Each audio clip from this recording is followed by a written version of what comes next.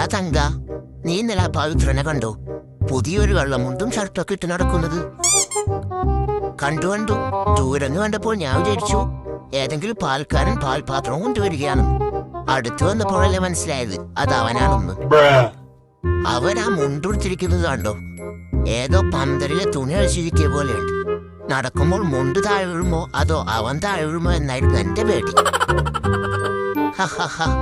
അതല്ലട comedy, അവനിപ്പോ ഇംഗ്ലീഷൊക്കെ സംസാരിക്കാൻ തുടങ്ങിയിട്ടുണ്ട്. ഇന്നലെ എന്നെ കണ്ടപ്പോ ചോദിക്കുക വാട്ട് ഈസ് യുവർ ടൈം എന്ന്. ഞാൻ പറഞ്ഞു എന്റെ ടൈം മോശമായതുകൊണ്ടാണല്ലോ നിന്റെ മുന്നിൽ വന്ന് പെട്ടത് എന്ന്. അവൻ ഈയിടെയായിട്ടൊരു വലിയ സംഭവമാണെന്ന വിചാരം. കഴിഞ്ഞ ദിവസം ജിമ്മിൽ ചേർന്നത്രേ. 2 ദിവസം പോയിട്ട് ഇപ്പൊ നടക്കുന്നത് കണ്ടില്ലേ?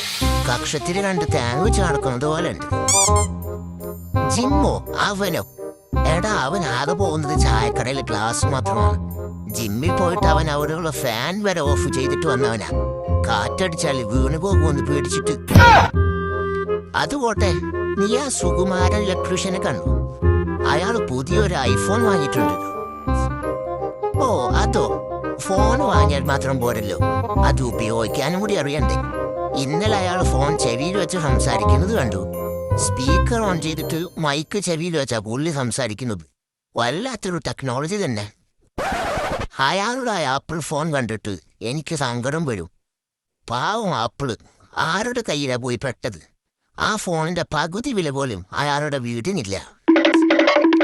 പിന്നെ നമ്മുടെ ആ സുഗുണനുണ്ടല്ലോ, അവനിപ്പോ വീട് പണിയുകയാണെന്ന് പറഞ്ഞ് നടക്കുന്നുണ്ട്. കഴിഞ്ഞ 10 കൊല്ലമായി അവൻ തറക്കല്ലിട്ടിട്ട്. ഇപ്പൊ ആ കല്ലിന് മുകളിൽ വലിയൊരു കാട് തന്നെ വളർന്നു. സുഗുണന്റെ കാര്യം പറയണ്ട, അവൻ വീട് പണിയുന്നത് തറയിലല്ല, അവന്റെ സ്വപ്നത്തിലാണ്. ഇന്നലെ അവൻ എന്നോട് ചോദിക്കുകയാ 2ാം നിലയിൽ AC വെക്കണോ അതോ സ്വിമ്മിംഗ് പൂള് വേണോ? ഞാൻ പറഞ്ഞ് ആദ്യം ഒരു കതക് വെക്കാൻ നോക്ക്. അവനൊക്കെ എന്തിനാണ് ഇങ്ങനെ ജീവിക്കുന്നത്? കഴിഞ്ഞ ദിവസം കണ്ടപ്പോൾ എന്നോട് 10 രൂപ കടം ചോദിച്ചിട്ട് പറയാ അടുത്ത മാസം ഞാൻ ലണ്ടനിൽ പോകുമ്പോൾ പൗണ്ടായിട്ട് തരാം. ലണ്ടനോ? അവൻ ഈ പഞ്ചായത്തിന് പുറത്തു കിടന്നിട്ട് തന്നെ കൊല്ലപ്പത്തായി. മാവേലിക്കര വരെ പോകാൻ ബസ് കൂടിയില്ലാത്തവനാ ലണ്ടനിൽ പോകുന്നത്.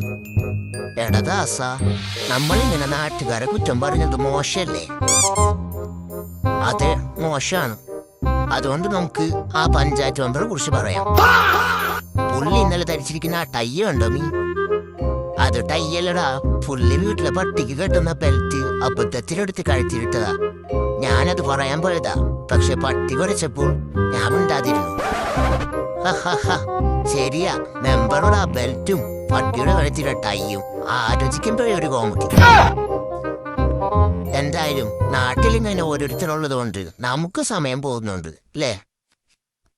പിന്നല്ലാതെ ഇവന്മാരൊക്കെ ഇല്ലെങ്കിൽ നമ്മൾ ആരെ നോക്കി ചിരിക്കും?